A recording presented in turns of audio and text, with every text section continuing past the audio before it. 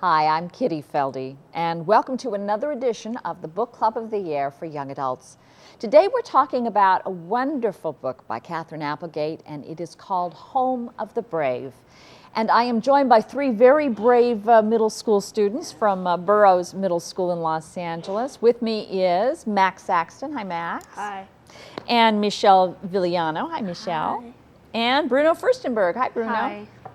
So let's talk a little bit about this book. What's it about? Who wants to tell me that? Max, you start us off. Yeah, okay. It's about a boy from Africa. There was people came to his village and they killed his family. So then him and his mother go to a camp and they try to live and survive off of the food they have there and stuff. But this book doesn't take place in Africa. Where does it take place? In America. In America. Well, let's describe the world. Who's our character? What's his name? Keck. Keck. What a great name, huh? Yeah. Tell me a little bit about Keck, Bruno. I think Keck is a really sensitive boy, and I think he was really brave when he came to America, and he was open to learn new things. It's hard coming to America. Yeah. I want to talk to you guys. You guys have come to America at a certain age. But let's stay with the book for a minute or two. So he comes to where? Where in America? Does he come to California? No. Oh, in Minnesota. Minnesota. And what do we know about Minnesota? It's snowing. It's snowing Yeah. and cold. Uh-huh. How does that affect Keck? How does he react to that kind of a world? To the snow, he kind of thinks it like blinds his eyes because he thinks like about the snow, how it's all bright and stuff, and he's not used to a lot of things in America. Like what? Like the airplane calls it a flying boat. Michelle, what else does he do that's not quite right? See, the seatbelt calls it not moving belt. Not moving belt, yeah? Yeah. What else, Bruno? Another thing is when he washes the dishes in a washing machine, Oh, and he yes. breaks all the dishes. That was an honest mistake. It's a machine for washing. So, if he goes to the river to wash the dishes and he would go to the river to wash the clothes, it would make sense to him. It would be very efficient to just keep them all in the same machine, but it didn't quite work out that way. He has a great love for cows. Let's Yeah. talk about cows Yeah. and why they were so important to Keck. Max? Oh yeah, cows, cause there's this lady. She had a cow and her husband died like last year. Then she had a cow and then Keck wanted to work for her and help the cow out. Why do you think the cow was so important to Keck? Probably because it reminded him of the cattle in Africa. And why are cattle so important in Africa? I don't know. What do you guys think? Because it says in the book, it says that cow means life for the Americas. If there's no cow, there's no earth, there's no land for the crops and stuff.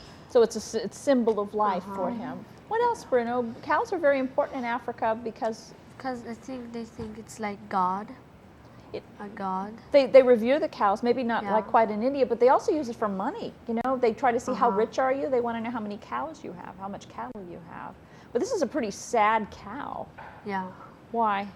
Because all alone, the only cow in the barn, and it's a cold place. She's kind of old. and- Yeah. Yeah. Yeah.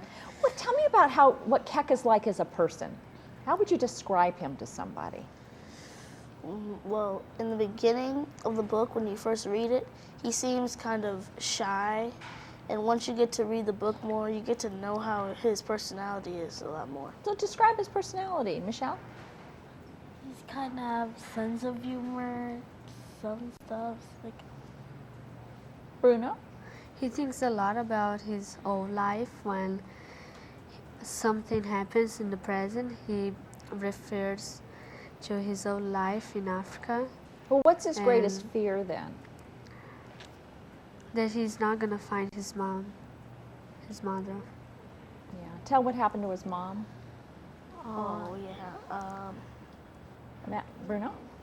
She was left behind when they were in the camp, and the men with guns came and killed people from the village. Yeah. So Keck wanted to hold on to her, but she said for him to run and hide in the trees. This book, he comes from what country in Africa? Sudan. Sudan. Yes, Yeah. Sudan. Did you guys read anything about Sudan or hear about it in the news, Max? Yeah, our teacher, Miss Tongo, Mm-hmm. she like had us watch a movie called Darfur Now. It's about all the struggles in Sudan and Yeah. Africa. So tell us a little bit about what you learned from that documentary. Learned that people in Africa had a hard life dealing with other people from different countries coming to Africa and killing people, killing random people all over. Yeah, the government-backed paramilitaries came in with machine guns on camels and helicopters and chased people from their homes. And there's a lot of people living in refugee camps there Yeah. today. Yeah. Yeah. Did so Keck came to America. Oh, one of the things he did was they put him in what kind of class? What was the first class he was put into? ESL class. ESL ESL class. Okay. Do anybody here have ever been in an ESL class before? I was. Tell me about what his class was like, and then tell me how it compares to what real life ESL is like.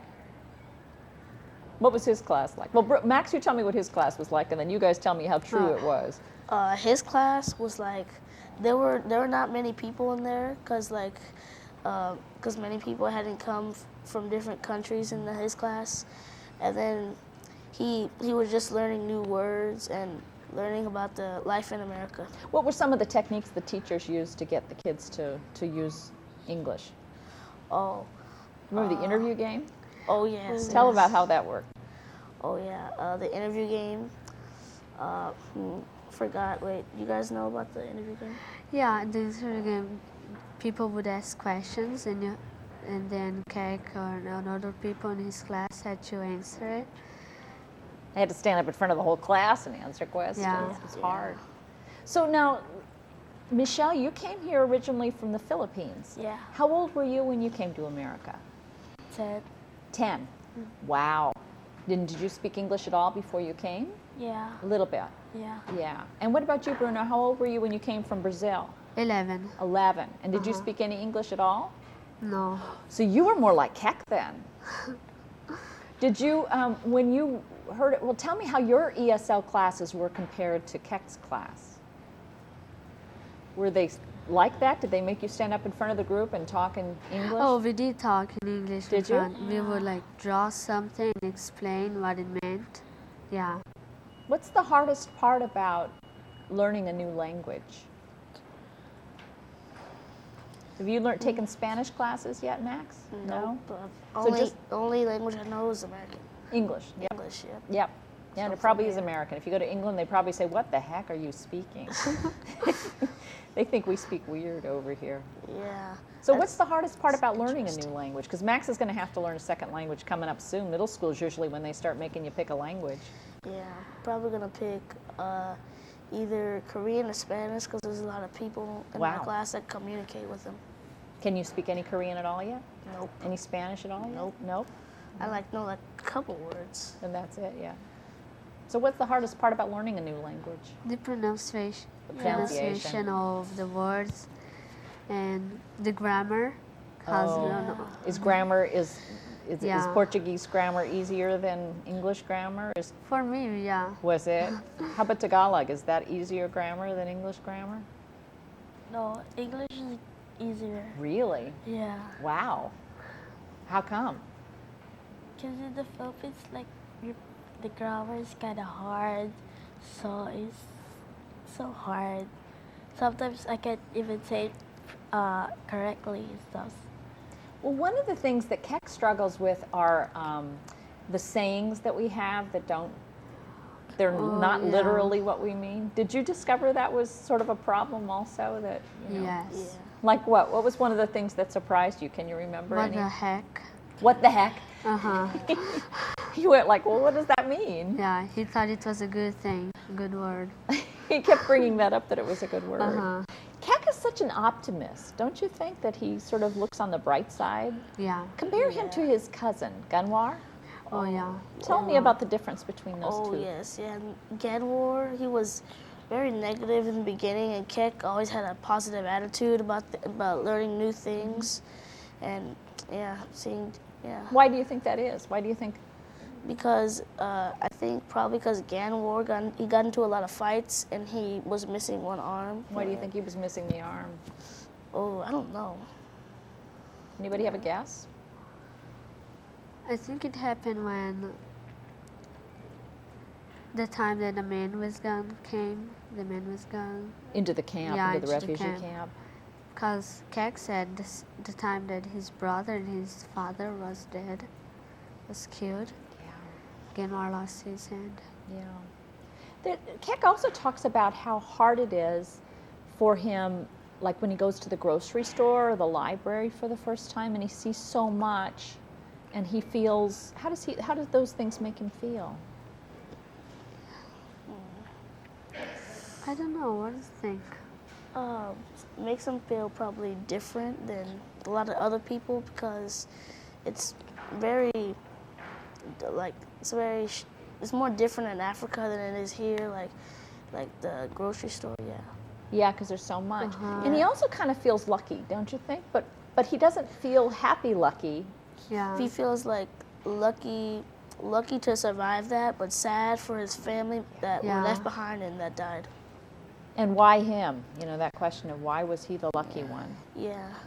Yeah. He makes friends with, why do you think that the old woman, Lou, the woman who owns the small farm with the cow, why do you think she likes Keck so much? And pretty quickly, too. I don't know. She's a kind boy. She's a kind, yeah. She's kind or he's kind? Oh, sorry. He is. Yeah. Yeah. So she sees that right away, that he's a Yeah. nice Yeah. boy. What else? Then he offered to help. That was a really kind Although you thing, wanted a huh? job. You wanted to get paid for that Uh-huh. help. Yeah. Yeah. Because she barely had any help because her husband died, so she needed like more help around the farm. Yeah, so Keck was the perfect help for her. You know that scene where the first time they meet and she invites him in for cookies? Oh, yeah. Oh, Now, think back to this for Yeah. the first time you were invited to somebody's house. I mean, I can remember this. My mother always told me that, you know, you shouldn't, no one ever told me this, but I would watch my mother when she would go to somebody else's house and they would say, would you like a glass of water? Would you like a cup of tea? And almost always my mother would say, no, thank you.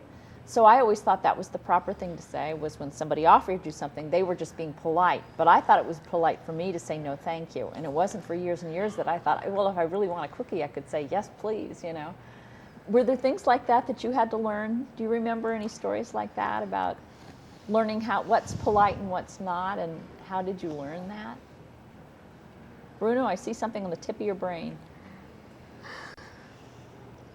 Yeah, I remember learning it, but like, for you just, wouldn't even say, oh yes, please, you just Grabbed attack it. it. Uh-huh. Well, what does Keck do? Because we didn't explain what Keck did. oh yeah. When she offers him the cookies, what does he do? Do you remember, Just Michelle? Grab it.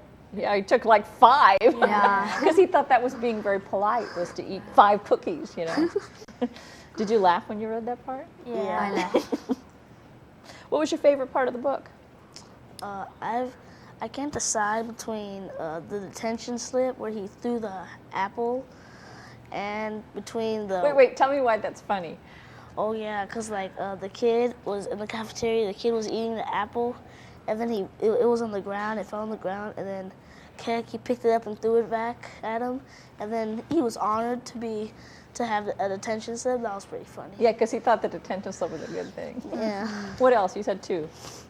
Oh yeah, and the part with the washing machine. And the washing machine and the Yeah. dishes. Yeah. Yeah, that was pretty funny. What else? Michelle, what was your favorite part? Oh, the one that in the washing machine. The washing machine. too. Yeah. Because he put the dishes to the washing machine and broke. It made you want to go try it, didn't it? Bruno, what was your favorite part? I had to the lessons, the part that he learned. Explain what part. The part he learned the lessons where the magic switch and When he all learned the how to things. use stuff. Yeah, and the lock. And the lock, how to use the Yeah, lock. it was really descriptive. And also the chocolate milk cow. He didn't know what cow gave chocolate milk. I think all cows should give chocolate milk. Let's talk about the description. You brought that up, Bruno, about the way that Katherine Applegate wrote this book. How would you describe it? Because it doesn't look like most books you read. No. Yeah, kind of the way she wrote it in like paragraphs, it makes it like a poem. Almost like a poem, but Yeah, it doesn't 'cause rhyme. Yeah, because of the free verse. Free verse. Did you like Yeah. that form?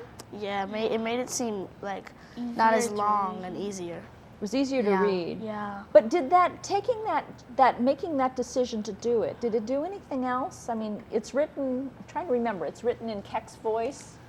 Yeah. So it's first person, he's telling the story. What does that help us know about Keck also, the way that it's written? But he's thinking it. That he's thinking as he goes, Yeah. He's like thinking as he gets older. As he goes, as he learns a little bit more. Mm-hmm. It's an interesting, his use of language, when he figures stuff out. Yeah, Is it funny or is it sad or is it's funny. it's funny? It's really funny. Yeah. Yeah. And you laughed out loud? Yeah, I kind of like Kinda. I kind of like laughed out loud and laughed to myself a little bit. What was the other characters in here as well? His best friend, tell a little bit about her. Oh, Hannah. Yeah. She didn't have her mom with her. She was a foster child. So she understood how was it like to not have her mom. So Keck asked her why she was so helping. Then she told him that she's used to not knowing things. This book talks about very hard things. You know, it talks about a genocide in Sudan, and it talks about a foster child who has no parents really around them. I mean, is it a book that you should tell other middle school students to read? Are these topics that you guys should be reading about, or is it not appropriate for middle school students? What do you think? I think we should learn about that to see how people in Africa are having a hard life and we are having a good life here. Yeah. I think it's good to know in a way that there are other people that are in need of help. But it doesn't make you sad or give It you does. nightmare? It does make you sad. It makes you sad. And that's okay? Yeah, I feel bad for Keck Do you? sometimes, and people in Africa also. Well, there's, how many kids, you said there were kids who speak Korean and Spanish, and Tagalog and Portuguese. How many different countries do you think there are at Burroughs Middle School? Guess. Whoa.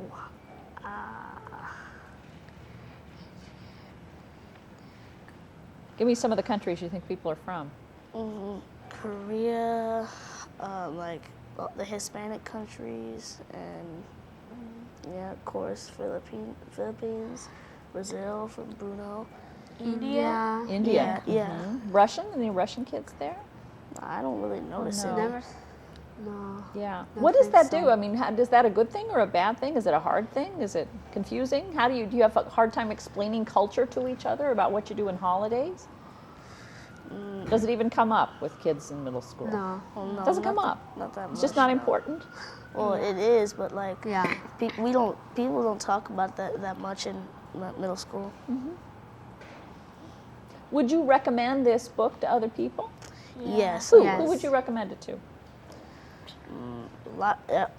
All the kids at John Burroughs. Studying. Yeah. Would ya? Kids in school.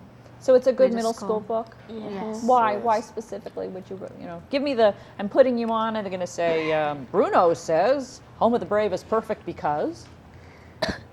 I say Home of the Brave is perfect because it's getting time for the middle school students to know what's outside their nation, what's out there for them. Because one day they might go to Africa and try to help them. That's good. Michelle, what would you say? Michelle says Home of the Brave is good because? Because you learn stuff that you didn't learn from the book, that other countries have different feelings, thoughts that your life is easier than theirs. And what about you, Max? Max says this book is pretty good because? Because they probably said all of it, but I'll say something else. Because like kids here, they don't really know what's going on outside different countries and different nations all across the world. So that this book is a good way to explain it. Did it make you want to travel to Africa? Maybe not to Sudan, but to someplace else? Did it make you want to travel when you read this book? Minnesota? Did it make you want to go to Minnesota and see all that snow? Probably. Yeah. There's no snow here, so yeah. Well, the mountains, but not, Yeah. not at Burroughs Middle School anyway. Did it make you want to go to Africa, though? Yeah. In a way, it Kinda- did. In a kinda way, did. it didn't. Yeah. Because it might be scary with That all part the of men of Africa. guns. Yeah. But it did. When I was watching Darfur, I felt like helping It too. made you want to help. Watching those people helping, yeah. That's good. Did this book remind you of any other book you've read, either in the style or in the storytelling or the characters? No, this book is really unique. Yeah. Really? Yeah. Have you read, now what is it called? I want to say Out of the Dust, but that's not the name of it. Karen Hess, it was written in the Depression, but it was also written in this kind of form, kind of free form poetry. Not that one. If I can remember the name of it. So nothing else, though, that you can think of that this No. reminds you of? No. I was trying to think of some of the phrases from the book that I liked so much. About what he called the washing machine when it was not on. Oh yeah. He called it the sleeping one. Yeah. I like her use of language, how he, he calls things the way he sees them, The but they made fine me bolt. see like the light switch in a different way. Can you remember any of the language that she used that particularly you remember? The flying boat. Yeah. The flying boat, as she That described one it. is the most memorable because it was at the beginning of the book. Yeah. Magic pot. Which one? Magic pot. And that described what? Yeah. We call this boiling water. Put it in the pot. I like that too. How long did it take you as you were reading it to figure out what was happening?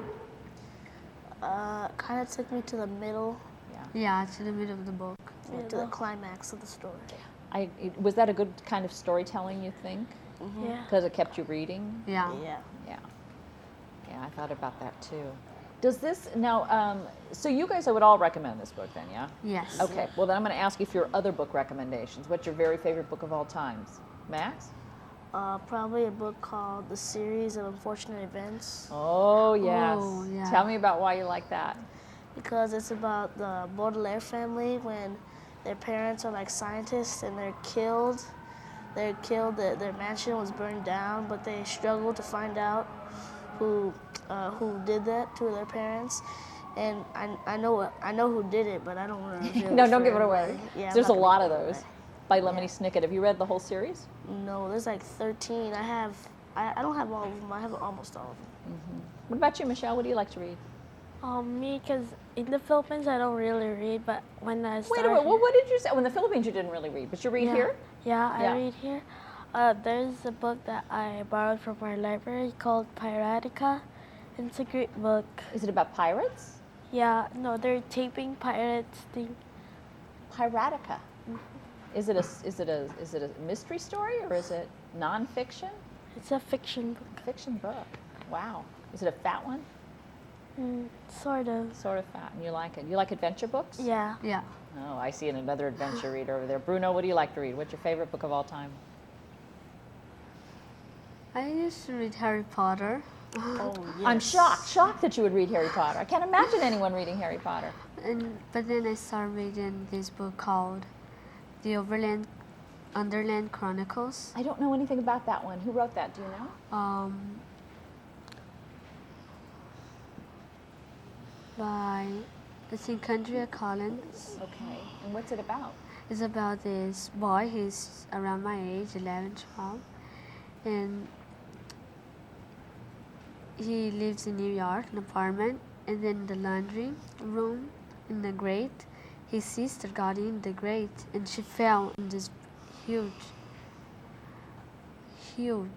hole, and then he was after her, and he fell with her, and it kept going on miles and miles under New York. Oh. And there are there's this big, huge cockroach, and bats and rats. This sounds scary. Yeah. Is it scary? Not really. Not too bad? No. Not too bad. And it's called what? Inland? What's it called again? The whole series is 5 books. It's called Underland Chronicle. Underland Chronicles. But it's one book. Got it.